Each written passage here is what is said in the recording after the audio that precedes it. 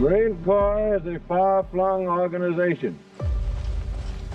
Detachments of Marines are serving in every Navy yard, naval station, and guarding every naval activity everywhere in the world.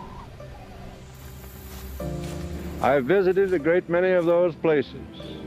Everywhere I heard expressions of goodwill towards the Marines. Everywhere I observed the friendly relations existing between the people and the Marines. For 2.5 centuries, we have shouldered the responsibility of freedom on behalf of our nation. Every battle fought and every sacrifice made has been etched into our legacy. We're Marines. We always find a way to work things out.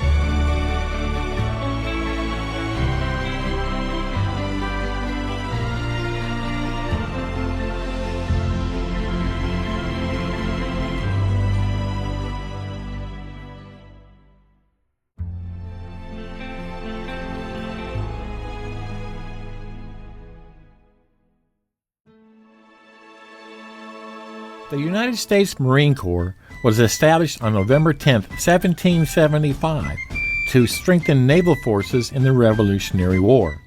They performed offensive and defensive fighting during naval boarding actions, that is, ship-to-ship combat.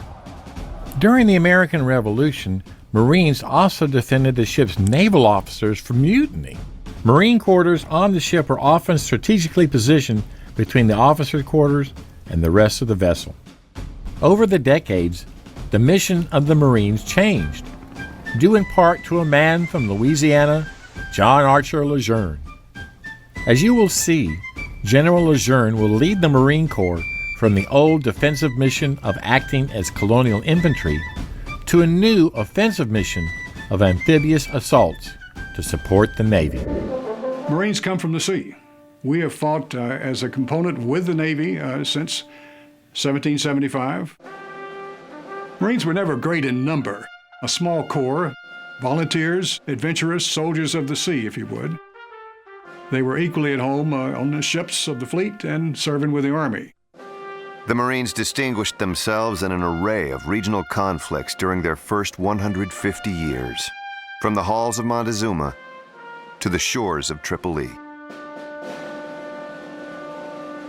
It was the First World War that earned the Marines the reputation as the first to fight.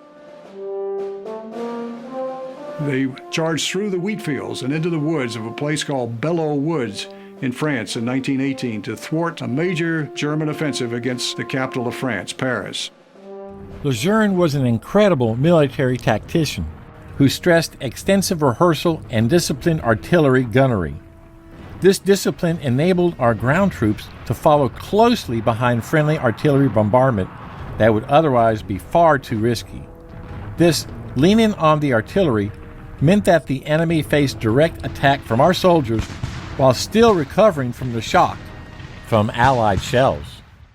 Under the leadership of General Lejeune, the deeds of the 2nd Infantry Division became famous throughout France, and its fighting qualities were recorded in stun words in more than one German diary.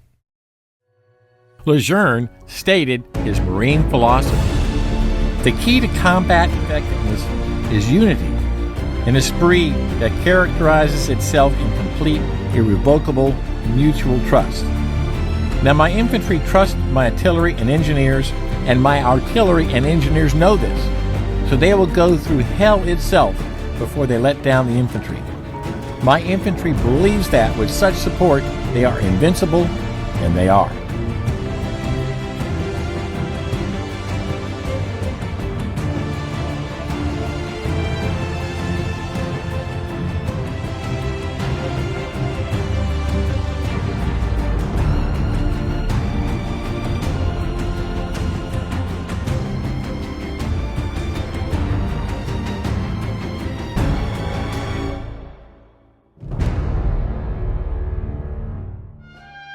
Belleau Wood is one of 3 touchstone battles in Marine Corps history. The others are Iwo Jima in 1945 and the Chosin Reservoir in Korea in 1950. Iwo Jima probably dominates even the other 2. This was 1945, the fourth year of the war. The Navy, Army, Marines, and the Army Air Force were advancing steadily towards Japan. There had been victory on every front. But the closer we got to Japan, the bloodier it was getting. Iwo Jima was going to be the biggest and bloodiest. This was a 36-day battle. It cost 26,000 Marines. The symbol of it, of course, was the raising of the American flag on top of Mount Suribachi. And every Japanese soldier on that island could see that flag going up on the fourth day of the battle. And it was kind of like their death knell. It was coming. The photograph of the flag raising on Iwo Jima became more than a symbol of the bloodiest battle in Marine Corps history. That one iconic image captured the ethos of the Marines.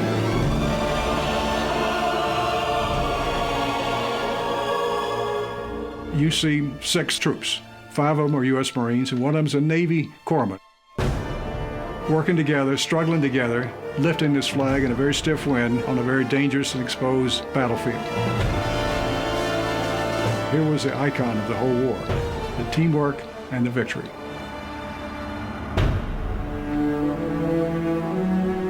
If you walk around the Marine Memorial, the great carved statue at Arlington Cemetery, you'll see carved into the granite the names of so many battles that go back to the 1770s and the Revolutionary War. There's some blank spaces. There's room for other battles to come.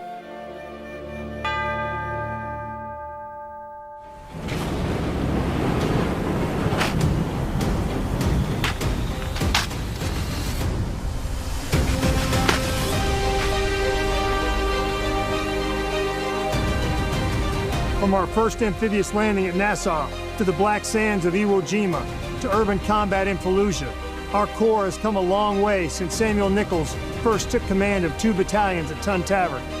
Though weapons, platforms, and technology continue to evolve, our individual Marines' grit, discipline, resolve remain our decisive advantage. For 2.5 centuries, Marines have preserved our legacy as America's premier expeditionary force, because we are forward, ready, and lethal. When the moment a Marine earns their Eagle Globe and Anchor, they inherit a rich tradition of honor, courage, and commitment, a legacy that is etched on our souls forever. Our history is one of winning our nation's battle, and make no mistake, we will be called to fight again. We will be ready, and we will win. Since our foundation, we have fought in every climb and place, upholding our oath and preserving who we are, the few and the proud. But we cannot break stride. We must continue to train for the next fight, because victory will go to those who seize the initiative, impose their will, and never yield. The pursuit of excellence in the profession of arms is our heritage, forged by an unbreakable fighting spirit. The memorial behind us stands as a testament to that fact. We stand on the shoulders of the giants that came before us. We must not fail them. The challenge is on all of us every day to uphold the standard that the title Marine demands. Happy 250th birthday, Marines. Semper Fidelis.